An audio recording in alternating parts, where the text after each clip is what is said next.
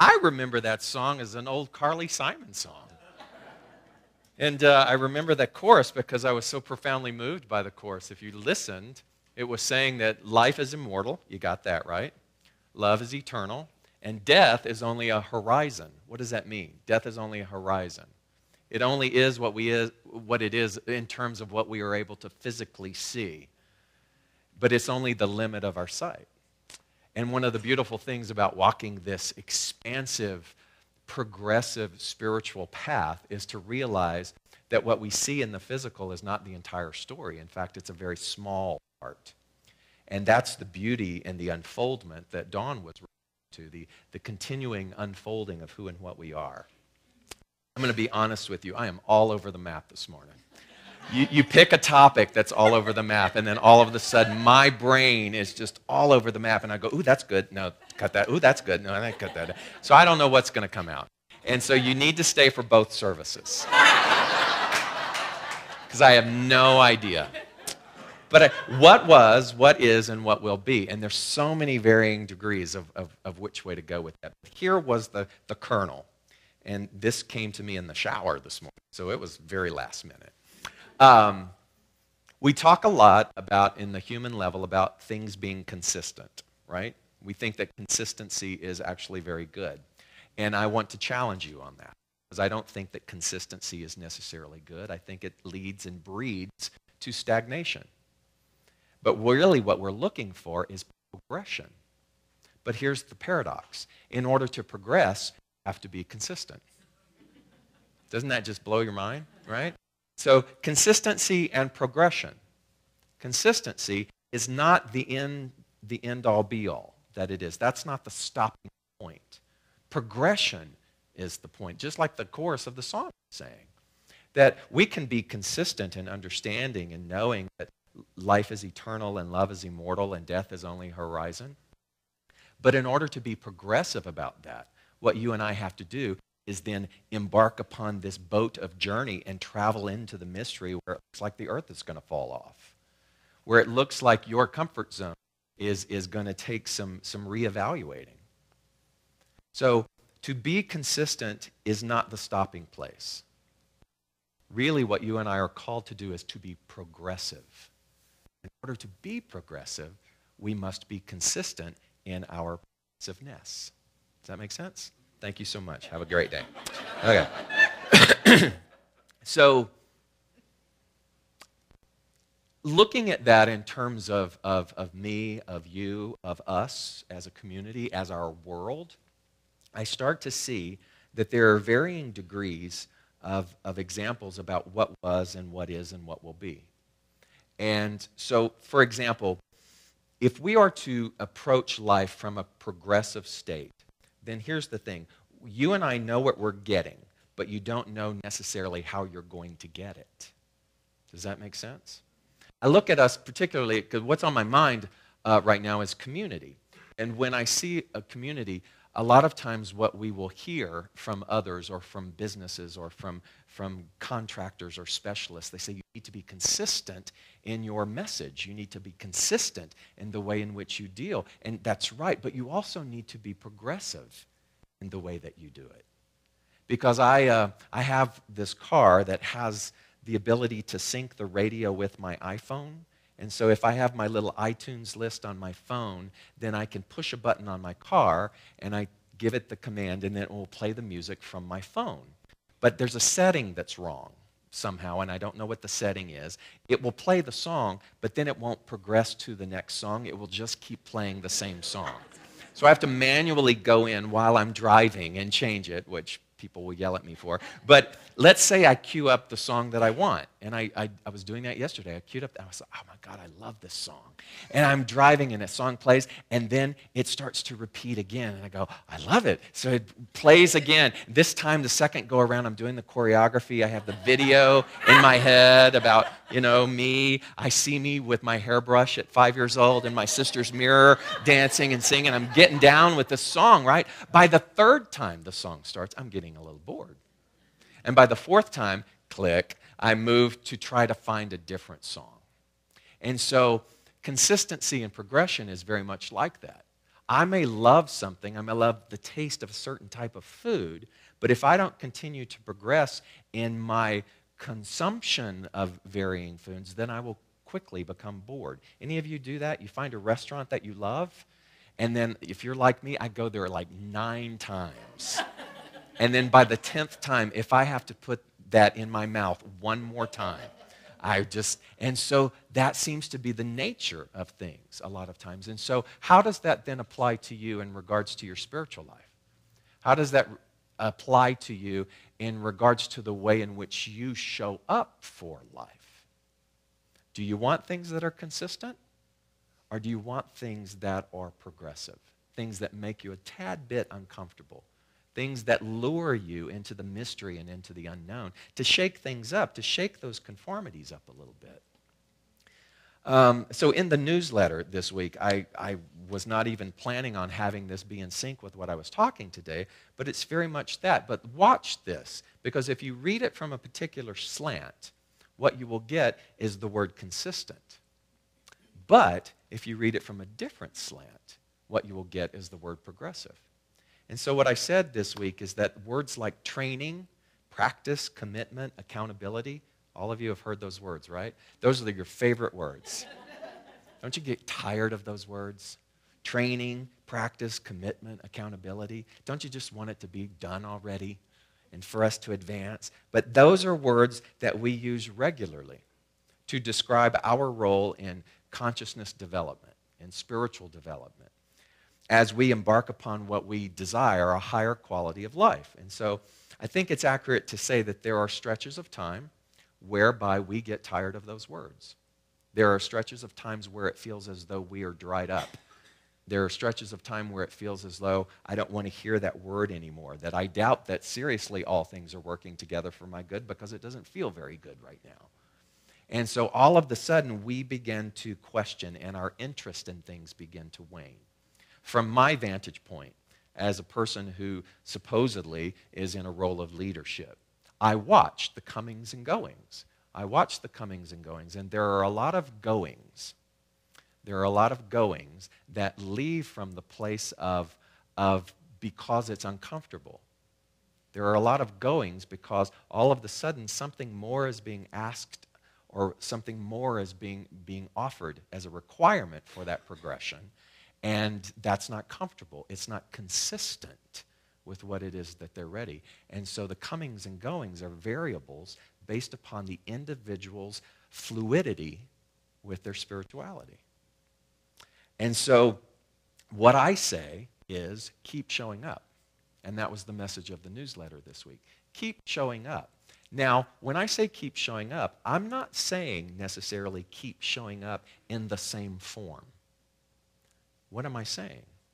Because keep showing up, if you heard that, if you read that this week, you're thinking that I'm saying keep coming to church.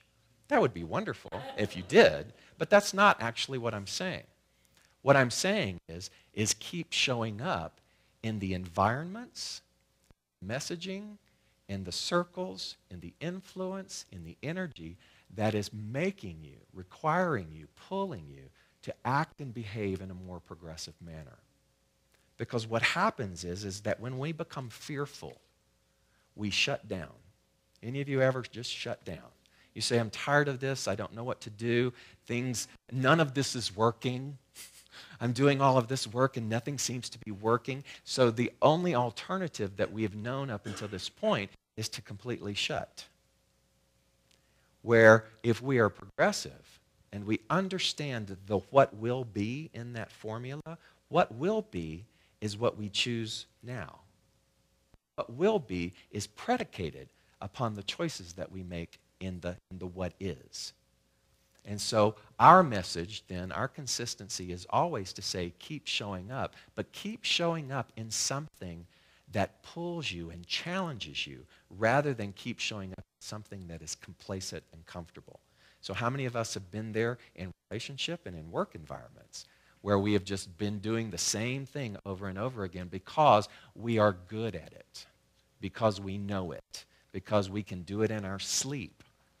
And there's a wonderful book called The Big Leap that says if you stay in that place of where you're good at things, that is your graveyard. Because what you are called to do, what you are motivated to do, what you are pulled to do, is to resign and to act from your zone of genius.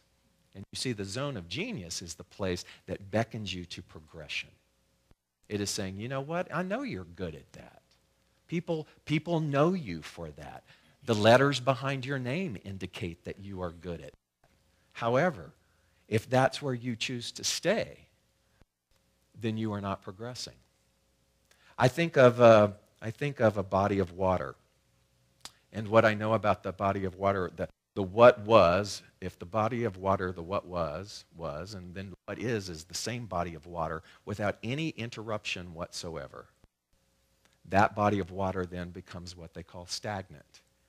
If there is no interruption, if there is no wind, if there is no breeze, if there is no damming or flow or interchange or movement or redirection within that body of water, if there is no fluidity in that, then that water becomes stagnant. And so the what will be what? Stagnant. And so our message and our calling in life as light bearers, as change agents, as spiritual progressives, as a person who is absorbed in the path of new thought, is to always be willing to do what feels uncomfortable and to allow ourselves to be challenged by that. I was reminded of all the varying examples. So I took my big 12-year-old dog, Scout, who's a golden retriever, who has chronic skin issues and is always chewing and biting and this and that and the other. And it seems as though in the old modality of going to this particular traditional vet, I would get the antibiotics and I would get the sprays and I would do those things and they would work and mask the problem for a little while. And then guess what? It just continues to return. Until finally this time I said enough. And so I went to a holistic vet. And he sat with me for well over an hour and 45 minutes talking about the varying things that would be necessary in order to get him on a different path. But you see, if I had continued to be consistent in what I was doing, what continues to be the same outcome, the same problem? And so we're not here to do spiritual Band-Aids.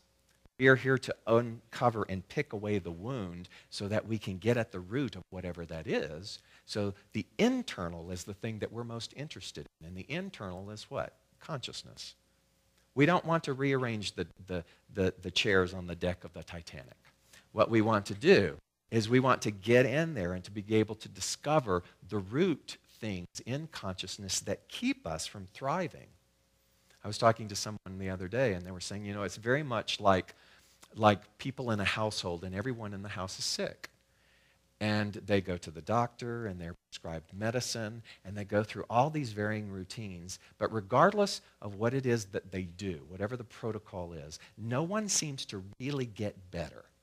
They have momentary senses of relief, but there is no long-range change in the well-being of this particular family. And then one day, one of those family members leans up against the wall and feels moisture on the wall. And then they began to carve away, and what they realize is there's a broken pipe behind that wall, and that broken pipe has spread all of that moisture, and there's mold everywhere.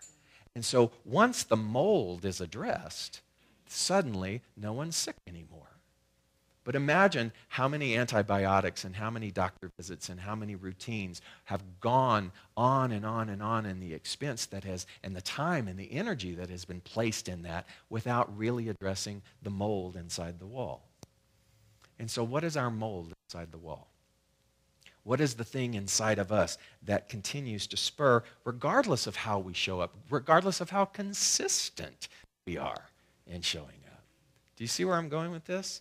What I'm asking of us then is to become progressive, to be able to become progressive in being willing to address the root and to understand that what we are doing then is we are creating an entirely different platform of consciousness. So in the newsletter this week, I said that Marianne Williamson wrote, "In a world where thoughts based on fear prevail, you're going against the flow to make a true and genuine stand for love. It's not easy to walk up 2 flights of stairs when you're not in physical shape. And it's not easy to make an unpopular stand for faith and forgiveness when you're not in spiritual shape. So being in spiritual shape then is the greatest act of love that I think that we can bestow upon ourselves. Spiritual shape then goes beyond consistency.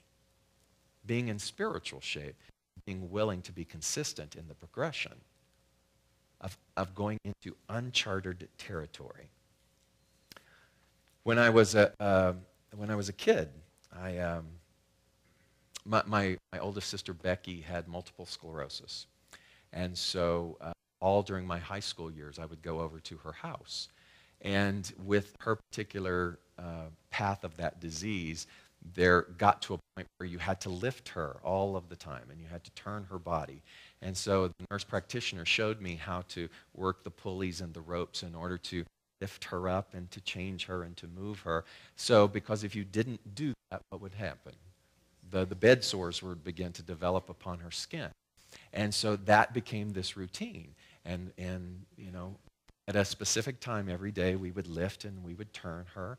And what I notice is that the consistency of that sometimes worked, but not always. But even in fact, even in spite of being able to lift and to turn, there were still times when we were challenged by those bed sores. And so even in our consistency, even in showing up, there will still be times when you and I are challenged, right? And so even in that moment, even in those times of challenging, what should we do? Do we simply abandon the process altogether? Would I have just lowered Becky down into the bed and I said, you know what, there's no use in doing this? You begin to continue to look for, and continue to look for, and be open. But in the continuing to look for, there must be with that an expectancy to find. Because here's what we're dealing with. We're dealing with infinite possibilities. We're dealing with an infinite universe. We're dealing with infinite solution.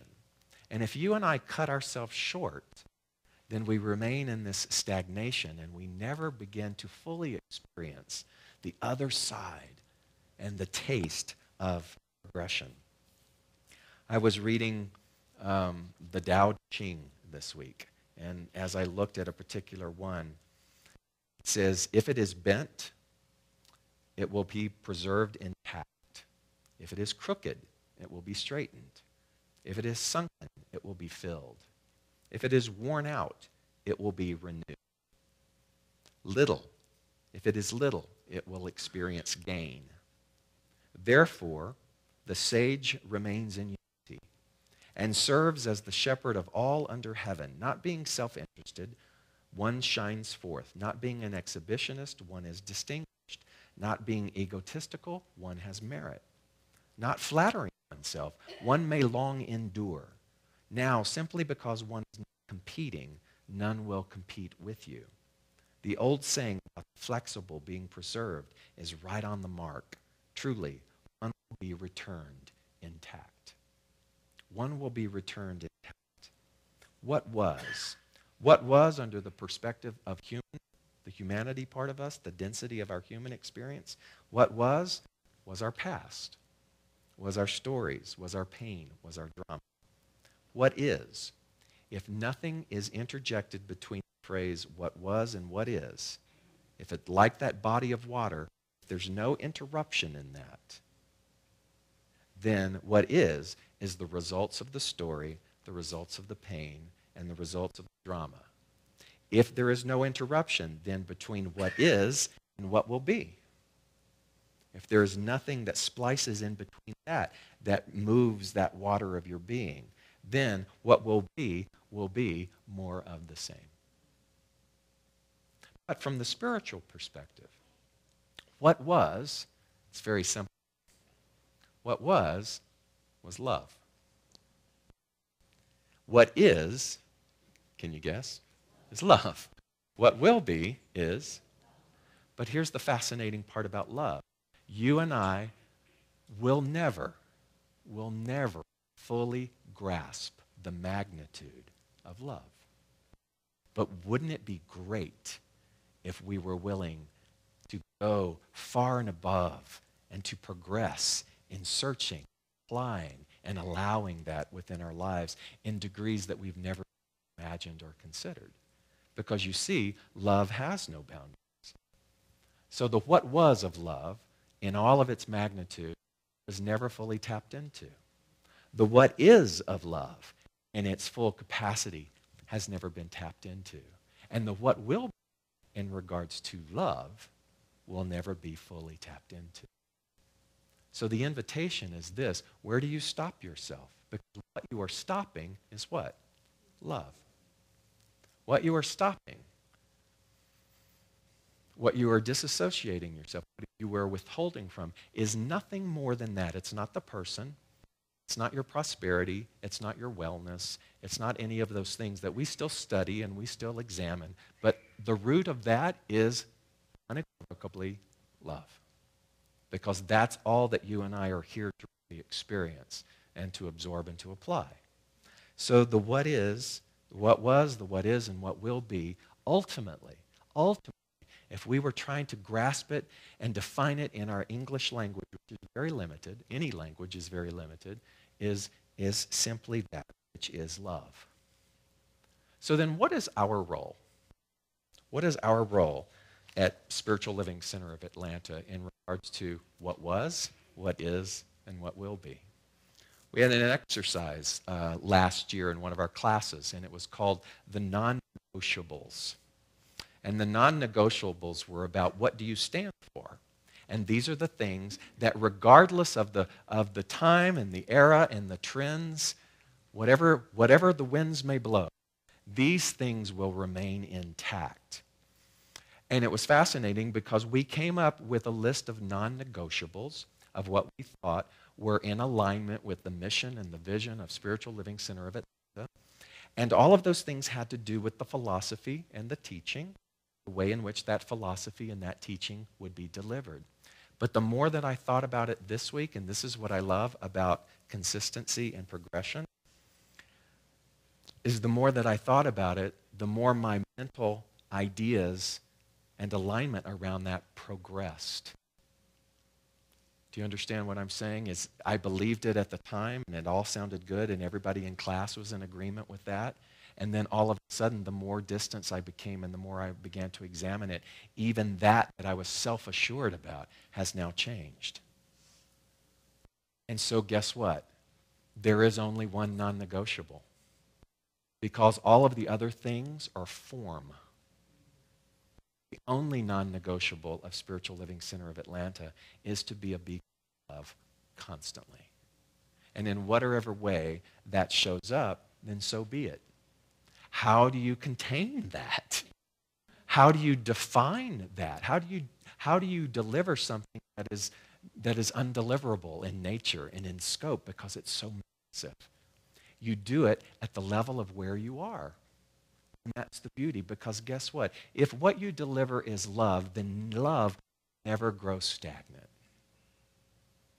If what you are in your life is making a non-negotiable vow to love, you will never be out of style and you will never be out of fashion. That you will constantly be relevant. And your status and your soul and your mission and your gifts will always be relevant. And so we don't have to worry about form. All that we have to worry about, that what was love. And what is love.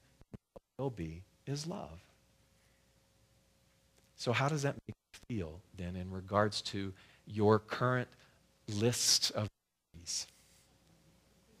How does that make you feel then in regards to the mysteries that lie before you? If the only thing that is necessary to align with, the only non-negotiable that exists for us in life is love, then what is there truly to worry about? The book of Ecclesiastes, I know you read that every day. Ecclesiastes was actually written by King Solomon. What do you know about King? What is the thing that's linked to King Solomon? Wisdom, right? And so, lo and behold, I had no idea that Ecclesiastes, written by Solomon, was written towards the end of his life when he was actually not in a very good mood. In fact, he was very sad. There was a deep sadness because what he observed in his life, even with all of this, the gifts of wisdom, was the world of effect around him. And from what I could gather, and this is my interpretation, but what I noticed was that in his sadness, there was almost a sense of futility, except with one glimmer of hope.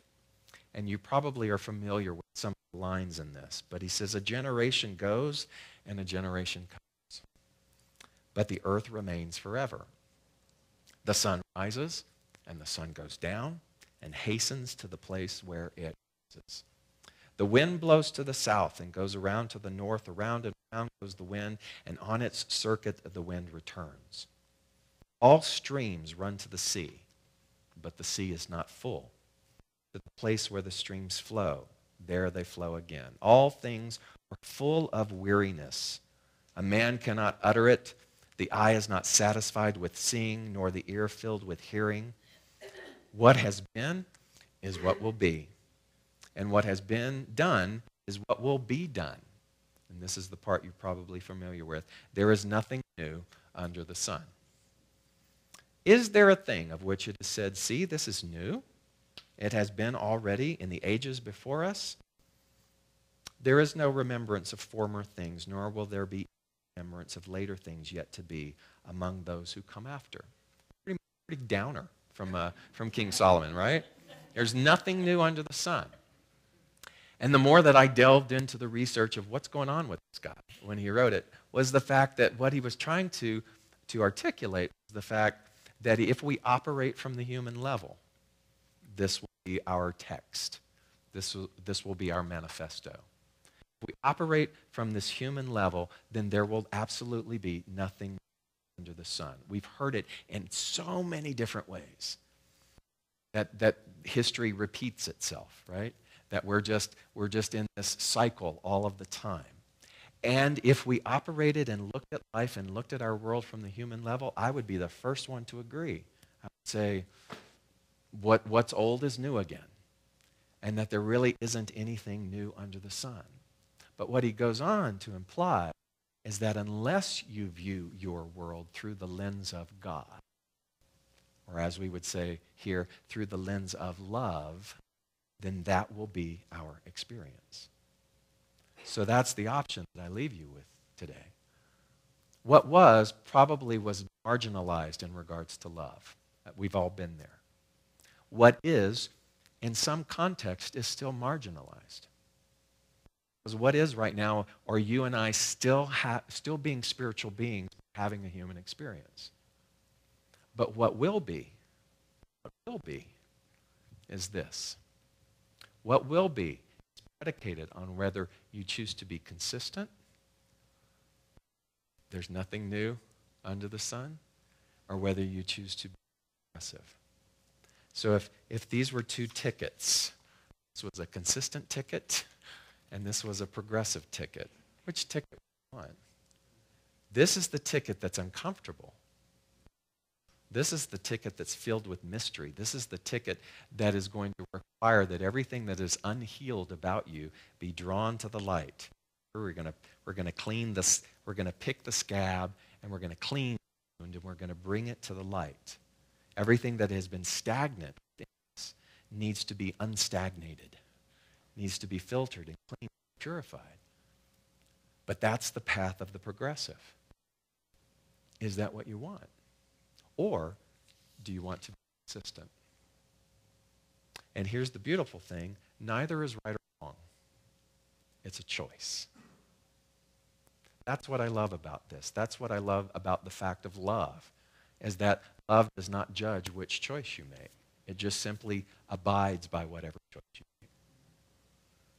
And so my invitation to you is, come along for the ride. Come along for the ride of progression. And just begin to taste the waters of what that feels like. Allow yourself to be in the presence of your fear, but not bound by your fear. Allow yourself to be able to breathe in situations that you thought would take your breath away and suffocate you, and watch yourself come out on the other side. Be in an opportunity that allows you to go from being good at something to being genius. And that is the invitation of love. And so it is.